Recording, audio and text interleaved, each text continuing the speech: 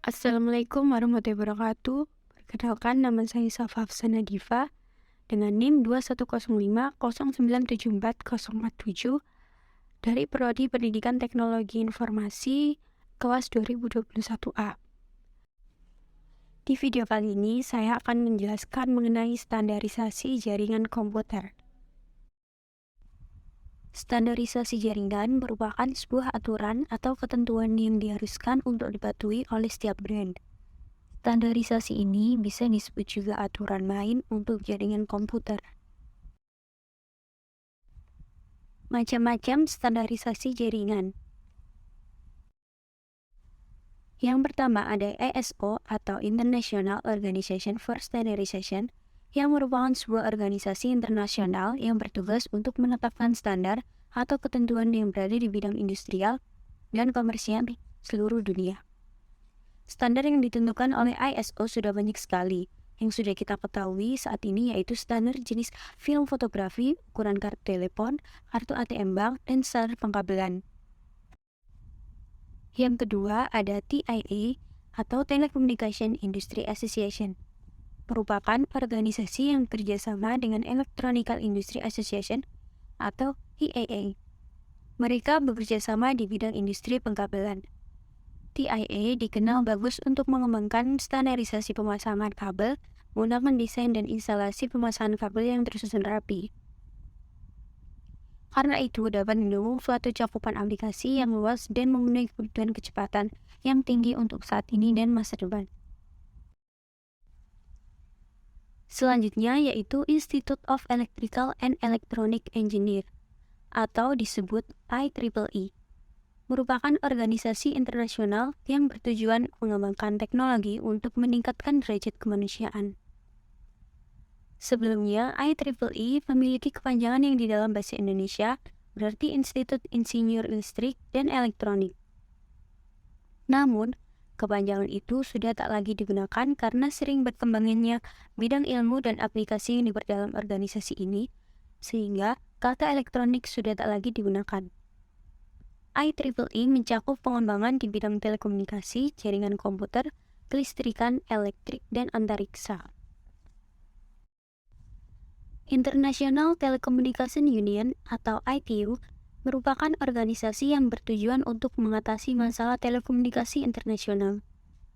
PBB atau Perserikatan Bangsa-Bangsa menugaskan ITUR atau International Telecommunication Union Radio Communication Sector untuk mengatur penggunaan frekuensi radio secara global. Tujuannya untuk memudahkan hubungan-hubungan perdamaian, kerjasama internasional antar bangsa-bangsa, dan pembangunan ekonomi akan sosial dengan menggunakan jasa telekomunikasi. Salah satu telekomunikasi yang dibuat oleh ITUR yaitu APT atau Asia Pacific Telecommunication. Ini merupakan organisasi pemerintah Asia Pasifik yang dibuat oleh ITUR. Dan yang terakhir ada Internet Engineering Task Force atau IETF yang merupakan sebuah organisasi yang mempunyai wewenang untuk mengatur dan membuat protokol-protokol standar jaringan internet. IETF juga merupakan organisasi yang membuat protokol TCP atau IP. Model OSI atau Open System Interconnection diciptakan oleh International Organization for Standardization atau ISO yang menyediakan kerangka logika terstruktur bagaimana proses komunikasi data berinteraksi melalui jaringan. Dahulu, komunikasi data yang melibatkan komputer-komputer dari vendor yang berbeda-beda. Masing-masing vendor menggunakan protokol dan format data yang berbeda-beda, sehingga ISO membuat suatu arsitektur komunikasi yang dikenal sebagai model OSI yang mendefinisikan standar untuk menghubungkan komputer-komputer dari vendor yang berbeda. Fungsi dari ketujuh layer model OSI. Pada layer ketujuh menjelaskan spesifikasi untuk lingkup di mana aplikasi jaringan berkomunikasi dengan layanan jaringan. Layer keenam berfungsi untuk mentranslasikan data yang hendak ditransmisikan oleh aplikasi ke dalam format yang dapat ditransmisikan melalui jaringan. Layer kelima berfungsi untuk mendefinisikan bagaimana koneksi dapat dibuat, dipelihara, atau dianjurkan. Selain itu, di level ini juga dilakukan resolusi nama. Kemudian di layer keempat berfungsi untuk memecah data ke dalam paket-paket data serta memberikan nomor urut ke paket-paket tersebut sehingga dapat disusun kembali pada sisi tujuan setelah diterima. Pada layer ketiga berfungsi untuk mendefinisikan alamat-alamat IP, membuat header untuk paket-paket, dan kemudian melakukan routing melalui internet networking dengan menggunakan router dan switch lain. Layer kedua berfungsi untuk menentukan bagaimana bit-bit data dikelompokkan menjadi format yang disebut sebagai frame. Layer ke-1 berfungsi untuk mendefinisikan media transmisi jaringan, metode pensinyalan, sinkronasi bit, arsitektur jaringan atau seperti halnya Ethernet atau token ring, topologi jaringan, dan pengabelan. Cara kerja model OSI. Yang pertama, informasi berawal dari layer application. Informasi kemudian melewati layer presentation dan layer session. Pada tahap ini biasanya belum dilakukan transformasi data. Informasi yang melalui ketiga layer ini disebut PDU atau Protocol Data Unit atau data saja. Setelah sampai di layer transport, data akan mengalami transformasi ke bentuk lain yang disebut segmen. Segmen mengalir ke layer network dan kemudian diubah menjadi paket. Paket mengalir ke layer data link dan kemudian diubah menjadi frame. Terakhir, frame mengalir ke layer fisikal dan kemudian diubah menjadi bit atau bit-bit. Dan pada layer ini, bit-bit diubah menjadi besaran fisik seperti arus listrik, gelombang elektromagnetik, dan sebagainya. Proses pengubahan bentuk dari satu layer ke layer berikutnya dilakukan dengan menambahkan header khusus yang disebut enkapsulasi. Proses enkapsulasi terjadi berulang-ulang hingga data diubah menjadi bit-bit. Kemudian bit-bit ini dikirim ke host target melalui media jaringan. Setelah informasi berupa bit-bit sampai di host target, maka proses kebalikannya, yaitu melepas header satu persatu dari layer terbawah hingga ke layer paling atas akan dilakukan. Proses melepaskan header ini disebut de-enkapsulasi. Transmission Control Protocol, Internet Protocol atau TCP/IP adalah standar komunikasi data yang digunakan oleh komunitas internet dalam proses tukar-menukar data dari satu komputer ke komputer lain di dalam jaringan internet. Protokol ini tidaklah dapat berdiri sendiri, karena memang protokol ini berupa kumpulan protokol atau protokol suite. Protokol ini juga merupakan protokol yang paling banyak digunakan saat ini.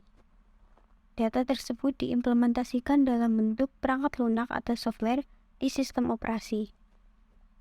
Istilah yang diberikan kepada perangkat lunak ini adalah TCP/IP stack.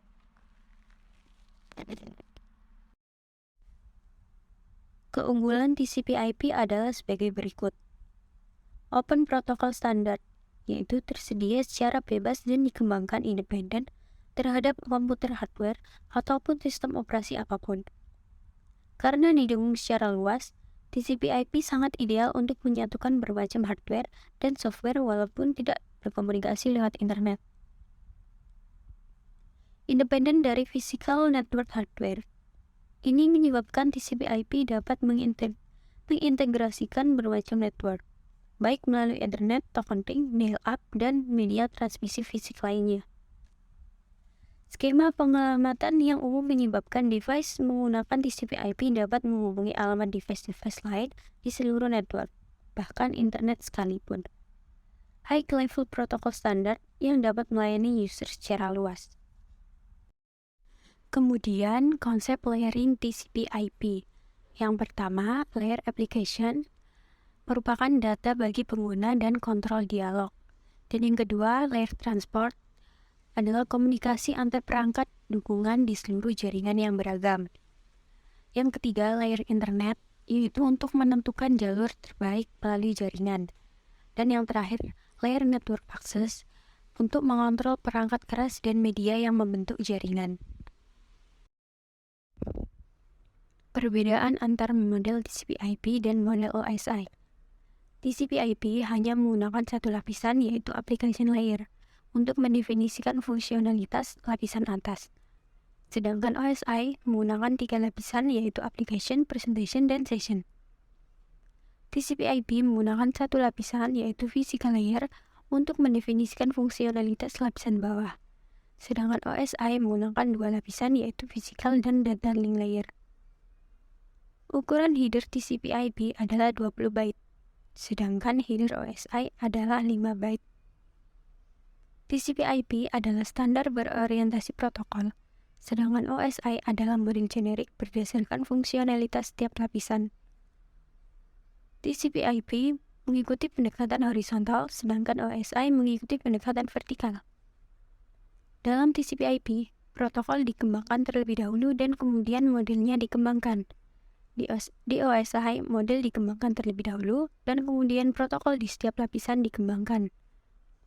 TCP/IP membantu membangun koneksi antar berbagai jenis komputer, sedangkan OSI membantu menstandarisasi router, switch, motherboard, dan perangkat keras lainnya.